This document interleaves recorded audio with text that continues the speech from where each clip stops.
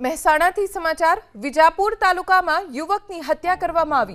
ખરોડ ગામે 35 વર્ષીય યુવકની માથાના ભાગે લાકડાના ફટકા મારીને હત્યા થઈ ગઈ। રમેશ ઠાકોર નામના યુવકની પારિવારિક ઝઘડામાં હત્યા થઈ છે। લાડોલ પોલીસે હત્યાનો ગુનો નોંધીને વધુ તપાસ હાથ ધરી છે। એક યુવકની માથાના ભાગે લાકડાના ફટકા મારીને હત્યા કરી દેવામાં આવી। प्राथमिक जानकारी मुजब मृतक युवकનું नाम रमेश ठाकुर होવાનું જાણવા મળ્યું છે।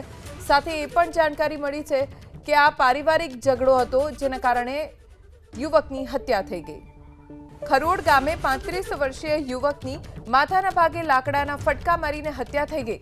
રમેશ ઠાકોર નામના યુવકની પારિવારિક ઝઘડામાં હત્યા થઈ છે। લાડોલ પોલીસે હત્યાનો ગુનો નોંધીને વધુ તપાસ હાથ ધરી છે। एक युवकनी माथाना भागे लाकडाना फटका मारीने हत्या करी देवामां आवी। प्राथमिक जानकारी मुजब मृतक युवकનું नाम रमेश ठाकुर હોવાનું જાણવા મળ્યું છે। સાથે એ પણ જાણકારી મળી છે કે આ પારિવારિક ઝઘડો હતો જેના કારણે યુવકની હત્યા થઈ ગઈ।